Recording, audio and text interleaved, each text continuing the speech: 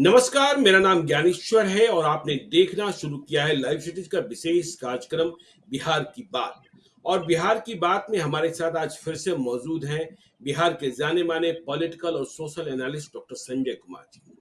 Doctor Sanjay Kumar ji, चर्चा हम करेंगे आज बिहार के राजनेताओं की और विशेषकर बिहार के सांसदों की, जो दिल्ली जाते हैं।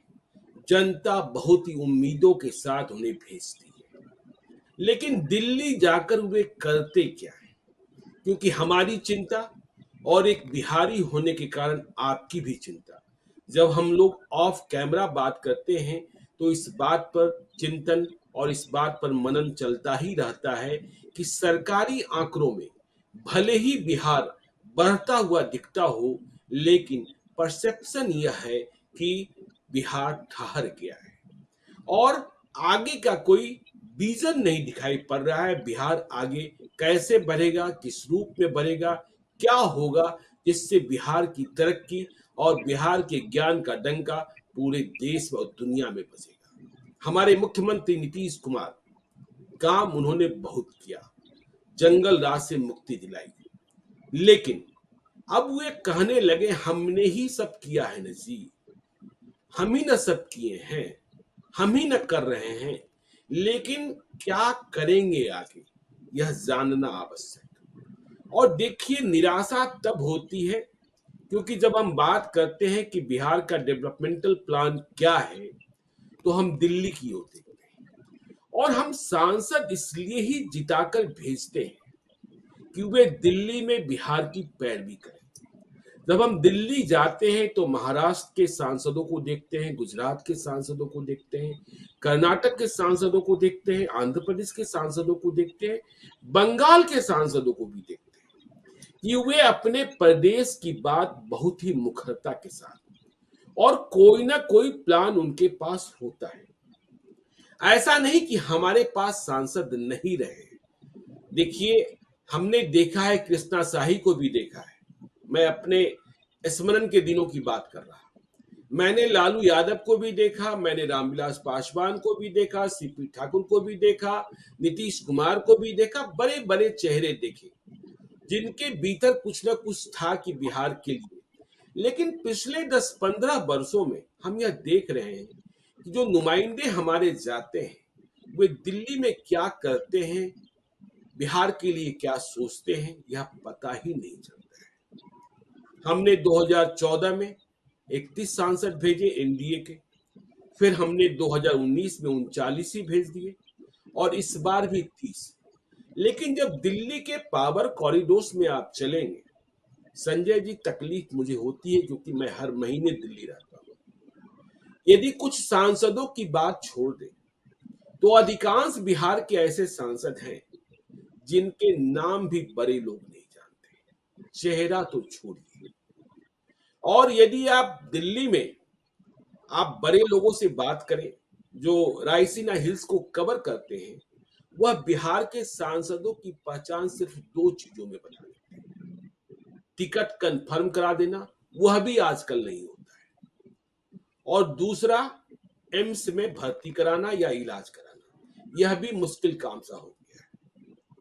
देखिए, आप ज्यादा बेहतर बताएंगे, आज भी सेंट्रल यूनिवर्सिटी जो मोतिहारी में है, राधा मोहन सिंह लगातार चुनाव जीत रहे हैं, क्या अपना भवन बन पाया? तरक्की के नाम पर, डेवलपमेंट के नाम पर हम सड़कों की बात कर लेंगे, हम बिजली की बात कर लेंगे, तो देखिए, सड़क लेह और सियाचिन में भी बने हैं और सड़क मणिपुर में भी बना है, सड़क कन्याकुमारी में भी बना है। और हमने यह भी देखा है कि पिछड़ा हुआ प्रदेश उत्तर प्रदेश, मध्य प्रदेश और छत्तीसगढ़ कैसे आगे बढ़ गया है, लेकिन दिल्ली में हमारी आवाज सुनाई नहीं पड़ती। दिल्ली में बिहार बोलता नहीं है और यह जिम्मेदारी बिहार के सांसदों की है। देखिए, एक निशिकांत दुबे, मैं जब बिहार और झारखंड की बात करता हूं तो गोड्डा से सांसद हुए, उन इलाकों में रेल लेकर पहुंच गए जहां किसी ने सोचा नहीं था। देवघर में एयरपोर्ट बन गया। यह क्रेडिट बिहार में हमें संजय झा को भी देना चाहिए, जो दरभंगा एयरपोर्ट का मतलब प्रारंभ हुआ। और देखिए देवघर में एम्स भी बन गया। तो हमारे सांसद, और जब सांसद पहुंच वाले होते हैं, प्रभावशाली होते हैं, अपने संबंधों का विस्तार करते हैं, देश दुनिया को समझते हैं, तो हमने यह भी देखा कि देवेश चंद्र ठाकुर भले जितने विवादों में आ गए हों, लेकिन रीगा चीनी मिल की शुरुआत तो वे कराने जा रहे हैं। तो हमारी चिंता ठहरा हुआ प्रदेश, आगे का विजन नहीं दिखाई पड़ रहा है कि दिल्ली में हमारे सांसद करते क्या है। न संसद के भीतर दिखाई पड़ते हैं। देखिए दिखाई पड़ने का मतलब होता है बिहार की आवाज को बुलंद करना।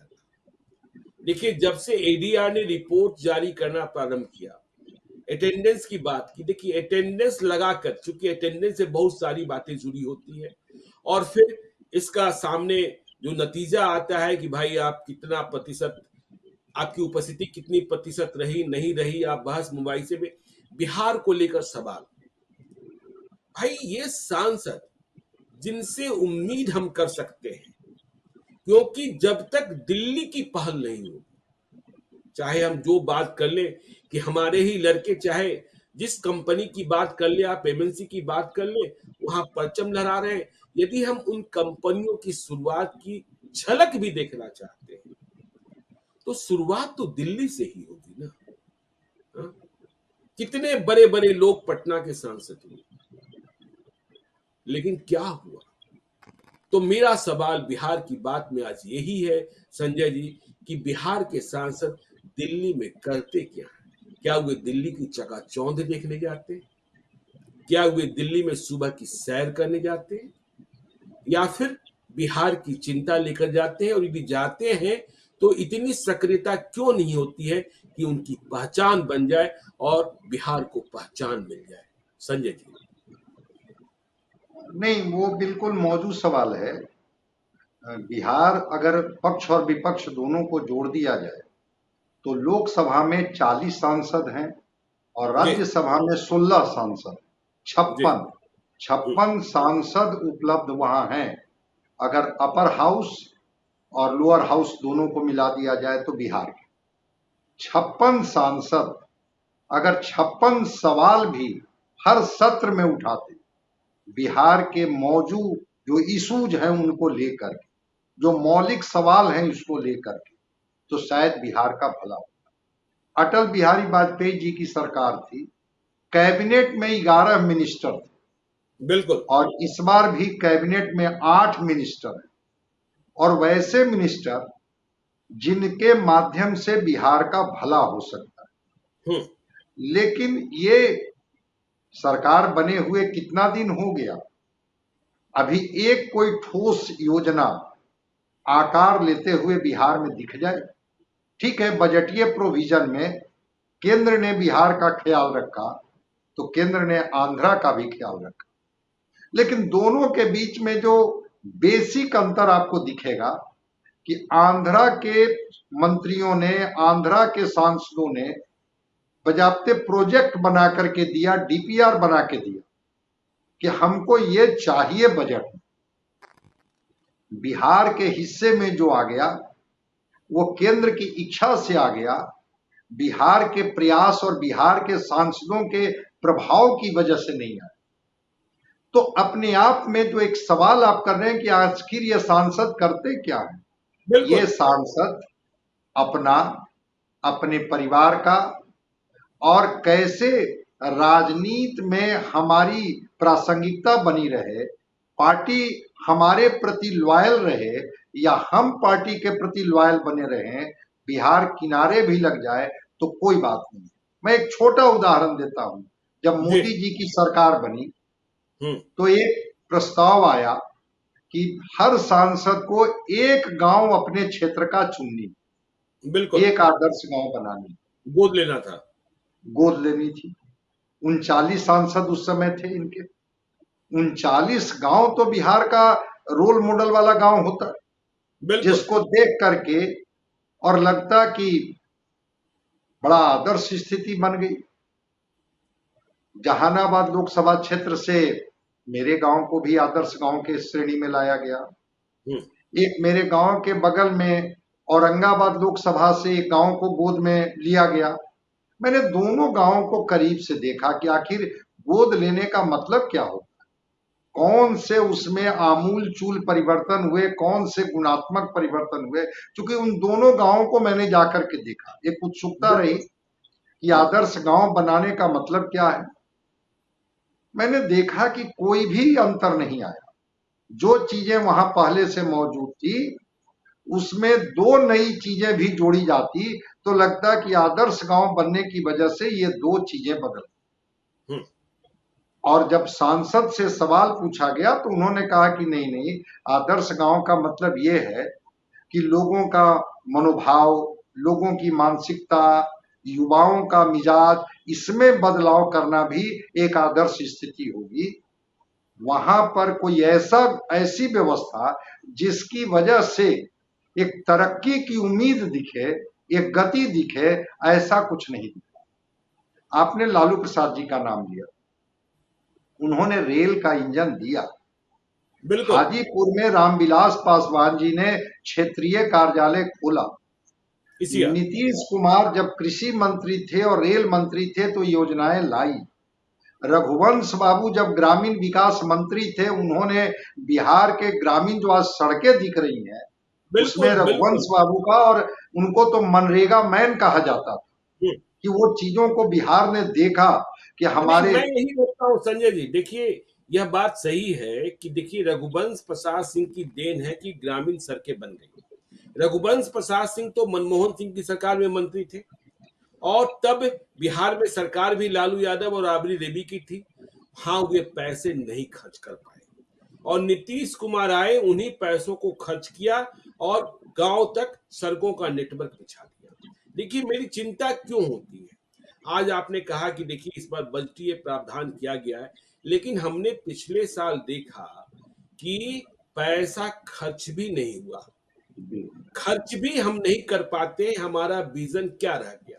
और देखिए जब कभी हम बिहार के पॉलिटिकल पार्टीज की बात करते हैं, उसी रास्ते पर बिहार में नेशनल पार्टीज भी हैं कि जब उनकी बैठकें होती हैं तो उसमें राजनीतिक प्रस्ताव पारित होगा, उसमें और प्रस्ताव पारित होंगे, जातिगत गणना, जातिगत जनगणना, आरक्षण की बात होगी, लेकिन इसके बारे में कोई बात नहीं होगी कि हाँ बिहार में यह होना चाहिए। कौन कौन सा महकमा है जिसके मंत्री केंद्र में बिहार के नहीं रहे।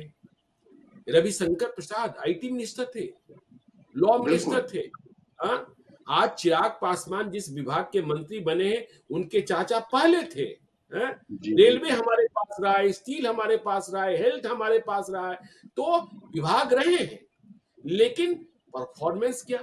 तो जब आप, तो सत्ता पक्ष भी इसकी बात नहीं करता कि हाँ राजनीतिक प्रस्ताव के अलावा हम विकास का एक प्रस्ताव भी प्रस्तुत करें। जो आपने कहा ना कि आंध्रा के जो सांसद होते हैं, जो वहां के मंत्री होते हैं, मैं दिल्ली में बार बार देखता हूं, और एक रूपक मैं बता दूं, यह सच्ची कहानी है कि नितिन गडकरी जब पहली बार मंत्री बने मोदी सरकार में, तो उनसे बिहार के एक सांसद ने समय मांगा।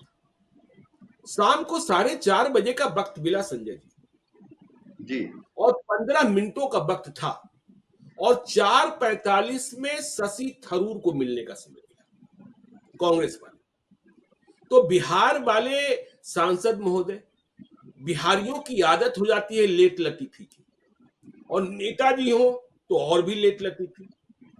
तो 4:30 बजे ये पहुंचे नहीं, नितिन गडकरी इंतजार कर रहे थे। 4:40 में समय से पहले शशि थरूर पहुंच गए, तो उन्हें बुला लिया गया। नितिन गडकरी ने पूछा बताइए, तो नितिन गडकरी के पास शशि थरूर अपने प्रदेश से संबंधित 5 काम लेकर गए थे, कोई निजी काम लेकर नहीं गए थे। मैं यही बता देता हूं, बिहार के सांसद निजी काम लेकर ही पहुंचा करते हैं। बिल्कुल तो, बिल्कुल। तो उन्होंने 5 काम बताए अपने प्रदेश के वास्ते। नितिन गडकरी सहमत हो गए, 4 काम पर मंजूरी तुरंत मिली। आज भी बिहार सरकार और भारत सरकार के काम करने के तौर तरीके में बड़ा अंतर है। जो फैसला हो गया वो कार्यान्वित होगा। ऐसा नहीं होता है कि मंत्री जी ने कह दिया और उसको ज्वाइंट सेक्रेटरी और सेक्रेटरी नहीं मानेंगे। मंत्री जी भी बगैर बातचीत किए फैसला नहीं करते। तो उनका काम तो हो गया। अब ये बिहारी सांसद जो लेट लतीफ थे वह भी पहुंच गए। तो खैर सांसद हैं, बुला लिया गया। शशि थरूर भी थे। शशि थरूर के मिलने का वक्त खत्म हो रहा था। तो नितिन गडकरी ने पूछा कि अच्छा आप ये बताइए आपको हम क्या सौगात दें, क्या सेवा करें आपकी, आपके प्रदेश के लिए। तो बिहार के सांसद ने कहा कोई सेवा की जरूरत नहीं है सर, मैं तो बस मिलने चला आया था, चाय पीने आ गया था। तो सोचिए आप कुछ मांगने ही नहीं गए और बिना मांगे आज किसी को कुछ मिलता है क्या? जब तक बच्चा रोता नहीं है तो मां दूध भी नहीं पिलाती है। तो यह तो स्थिति है। नहीं, एक होता क्या एक है ना, बुजुर्ग आपके पास जब कोई, आपके पास अपने राज्य, अपने क्षेत्र की योजनाएं अगर दिमाग में होगा, मन मस्तिष्क में होगा, तब तो आप जाकर के वहां पर दबाव बनाएंगे। बिल्कुल। क्योंकि आपकी हिस्सेदारी है उसमें। देश अगर यूनियन ऑफ स्टेट्स है तो वो मंत्री जी को वो देना है।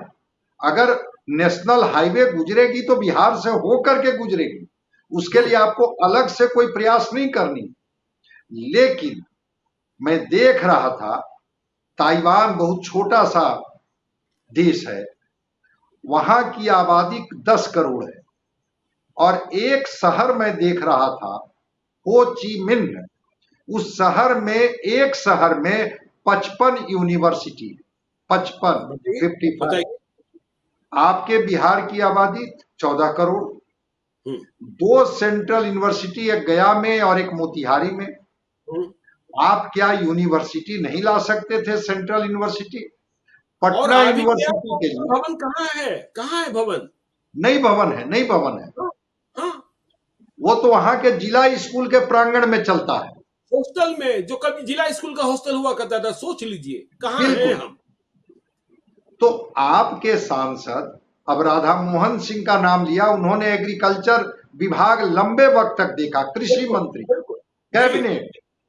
और आपके यहाँ आज भी आंध्र और कहाँ की मछलियां आती हैं? पश्चिम बंगाल का। जब वो विवाद उठा वो तिरुपति मंदिर के घी पर, भाई आपके यहां भी सुधा घी है, लेकिन वो नैवेद्यम का लड्डू जो हनुमान मंदिर में पटना में बनता है, उसके लिए कर्नाटक का नंदनी घी आता है।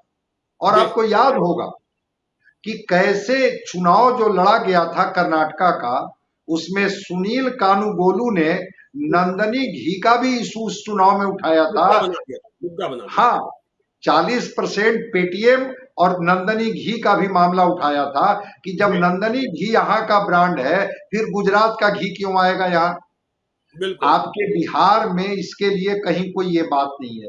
तो केंद्र में जो आपकी हिस्सेदारी है, केंद्र की जो योजनाएं बनती हैं, वो योजनाएं बनती हैं पूरे भारत के राज्य के लिए। आपके सांसद और आपके विभागीय मंत्री, एग्रो प्रोसेसिंग इंडस्ट्री की जरूरत है बिहार में। चिराग पासवान अभी हैं, उसके पहले पशुपति कुमार पारस थे। कौन सा एग्रो प्रोसेसिंग इंडस्ट्री लग गई बिहार में? बता दीजिए। एमएसएमई, ठीक है, बजट में इंडस्ट्रियल कॉरिडोर की बात गया में हुई है, लेकिन जीतन राम मांझी की पशुपति कुमार पारस अच्छे हैं कि चिराग पासवान अच्छे हैं, इससे वो आगे निकल ही नहीं पाते हैं। एमएसएमई के लिए कौन सी चीज बिहार में उन्होंने ले आया, जरा बता दें। वो गिरिराज सिंह लंबे समय से मंत्री हैं और महत्वपूर्ण विभाग के मंत्री हैं। बता दें कि ग्राउंड पर वही ग्रामीण विकास जो रघुवंश प्रसाद सिंह के पास था। हाँ बिल्कुल, वही विभाग है। जरा बता दें कि कौन कौन सी योजनाएं उन्होंने बिहार में ले आई। और सांसदों की बात अगर हम लोग करेंगे, और आज 5 मंत्री हैं, आज कपड़ा मंत्री हैं। भागलपुर में क्या स्थिति थी? सिल्क, भागलपुर का सिल्क आज भी दुनिया में, जिस तरीके से हम दरभंगा के मकान की बात करते हैं, भागलपुर के सिल्क की बात भी कभी होती थी, लेकिन कहाँ हम चले गए। नहीं, भागलपुर में जो रेशम के कीट हैं, जी। उसमें सबसे अच्छा रेशम उत्पादन करने का वो मलबरी का है वहां पर। हम्म। लेकिन जो प्रोडक्शन है, आप चाहते तो बिहार में कर सकते थे। अब आपको अभी का बता रहा हूं। हम्म। इस बार क्या हुआ कि बैठक में चीजों को चल रही थी, तमिलनाडु हम्म। वो 25-30 कपड़ा इंडस्ट्री अपने यहां लेके चला गया। बिहार के बताइए। हिस्से में मात्र 2 आया, हम्म। मात्र 2। गिरिराज सिंह उस विभाग के मंत्री हैं, तमिलनाडु ले जाता है अपनी उपयोगिता प्रमाण पत्र दे करके। आपके हिस्से में केवल 2 आता है, जो अभी एग्जीक्यूट नहीं हुआ है, फंक्शनल नहीं है। भागलपुर का सिल्क और भागलपुरी चादर हम लोगों ने इस्तेमाल बिल्कुल। किया, हम्म। कहां गया भाई? हम हम्म। लोग अब उसका तो देखते ही नहीं। कह तो रहे कि चनपटिया के अलावा एमएसएमई का कोई ऐसा प्रयोगशाला बिहार में इन मंत्रियों और इन सांसदों की वजह से बिहार में कहीं नहीं दिखता है, जहां पर हम गर्व के साथ कह सके केंद्र तो देने के लिए तैयार है, लेकिन जब तक आप प्रोजेक्ट बना के नहीं दीजिएगा, जब तक मंत्री जी के यहां आप जाइएगा नहीं, उन पर दबाव नहीं बनाइएगा। मैं एक घटनाक्रम आपको सुना रहा हूं। जी। स्वर्गीय दिग्विजय बाबू रेल राज्य मंत्री थे। जी बिल्कुल। अरुण कुमार जहानाबाद के सांसद थे। हम्म। उन्होंने जहानाबाद रेलवे स्टेशन के दोहरीकरण को लेकर के रेलवे स्टेशन के नजदीक ही एक कार्यक्रम किया। हम्म। दिग्विजय बाबू ने जहानाबाद की सभा में कहा, आरजेडी के एक एमएलए थे जिन्होंने भी उनकी बात को हाँ में हाँ मिला दी, हालांकि पार्टी की नाराजगी उनको काफी झेलनी पड़ी। तो उन्होंने दिग्विजय बाबू ने कहा कि जहानाबाद का सांसद हम्म। ऐसा सांसद है, वो हर दिन सुबह और शाम हमारे यहाँ आते हैं कि जहानाबाद के हिस्से में रेल का ये काम क्यों नहीं हो पा रहा। बिल्कुल। और मुझे करना पड़ा, इसलिए करना पड़ा कि मैं कितनी बार उनको नकारता। अगर हम्म। बिहार के सारे सांसद या सत्ताधारी दल के सांसद भी अगर इस पर मुखर हो जाते, सर्व शिक्षा अभियान, जरा स्कूलों को देख लीजिए आप, केंद्र की योजनाएं थी, कितने लोग उसको लेकर के आए और दूसरे राज्य में कितने वो चले गए। आप लेकिन तेलंगाना आप, को देख लीजिए। जब उपेंद्र कुशवाहा मानव संसाधन विकास मंत्रालय के राज्य मंत्री थे और नवोदय विद्यालय की बात होती थी, तो आपने देखा था ना कि उपेंद्र कुशवाहा और नीतीश कुमार में ही कैसे ठन जाती थी। उपेंद्र कुशवाहा कहते थे जमीन सरकार नहीं दे रही है, हम इसलिए विद्यालय नहीं खोल पा रहे हैं। नीतीश कुमार का आरोप दूसरा होता था। तो विकास से मतलब नहीं, राजनीति साधना है। और सांसद भी देखिए, पार्टियां ऐसे लोगों को तय करती हो जिनकी जुबान बंद हो, वह सिर्फ अपने नेता का जिंदाबाद बोले, बिहार का जिंदाबाद न बोले तब भी चलेगा, क्योंकि बिल्कुल सहमत हैं मैं। उन्हें तो पता ही नहीं है, है? कि हम तो, सांसद को बिल्कुल बिल्कुल। सांसद को जो लगता है कि हम चुने जाते हैं समीकरण से, जी। हम चुने जाते हैं पार्टी की कृपा से, हम चुने जाते हैं नेताओं का आशीर्वाद हमें मिलता है, उनकी वजह से, जनता के प्रति उत्तरदायी वो नहीं होते। भाई अगर आप चुन लिए गए, आरके सिंह जैसे लोग, जो माना जाता है कि विकास के बड़े मानक उन्होंने आरा लोकसभा में तय किया, सांसद राशि वो खर्च नहीं कर पाए आरा लोकसभा में। 5 सोचिए। करोड़ की राशि मिलती है, 5 साल में 25 करोड़ की राशि वो नहीं खर्च कर पाए। क्या वो लोकसभा के क्षेत्र में सारी योजनाएं आकार ले ली थी? जो पैसा आपको मिलता है अपने क्षेत्र के विकास के लिए, वो राशि भी अगर आप खर्च नहीं कर पाते, और कई सांसदों का है कि वो राशि अपना खर्च नहीं कर पाते, वो राशि लैप्स हो जाती है, वो राशि लौट करके चली जाती है। तो अगर आपको जो सांसद राशि है वो नहीं खर्च कर पाते हैं, क्षेत्र की जरूरतें आपकी प्राथमिकता में नहीं है, विभागीय केंद्र के मंत्रियों के यहां जाकर के जिस दबाव की बात आप कर रहे हैं वो दबाव नहीं बना पाते हैं कि नहीं ये क्षेत्र का विकास तो हमें करनी होगी और ये योजना आपको वहां पर देनी पड़ेगी। अगर आप नहीं जाते हैं, नहीं मिलते हैं, नहीं मांगते हैं, उसके प्रोजेक्ट को वहां पर नहीं प्रस्तुत करते हैं, तो 5 साल सांसद आप बन गए, ठीक है, पार्टी और अपने नेता की ही कृपा से। क्या फिर बिल्कुल। 5 साल के बाद उस क्षेत्र में नहीं जानी है आप?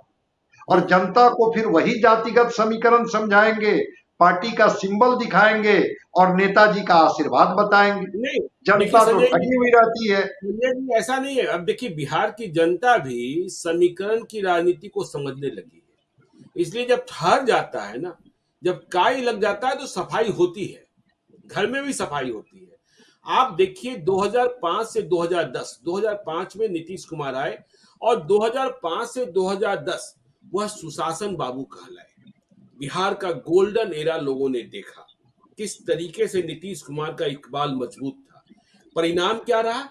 2010 के विधानसभा चुनाव में नीतीश कुमार को 115 सीटें मिली और 91 सीटें बीजेपी को। तो आप सोचिए, सुशासन बाबू थे तो 115 जीते, और 2010 में मुसलमानों ने यह जानते हुए भी कि नीतीश कुमार बीजेपी के साथ हैं, नीतीश कुमार की पार्टी को मत दिया। लेकिन जब समीकरण के हिसाब से आगे बढ़ने लगे, 2014 में लड़खड़ा गए, फिर उन्होंने देश के सबसे बड़े चुनावी रणनीतिकार प्रशांत किशोर को अपने साथ किया, महागठबंधन बना, तो कैसे गिरे? सरकार बन गई, लेकिन सबसे बड़ी पार्टी आरजेडी बनी महागठबंधन की सरकार में, और ये 71 पर आ गए।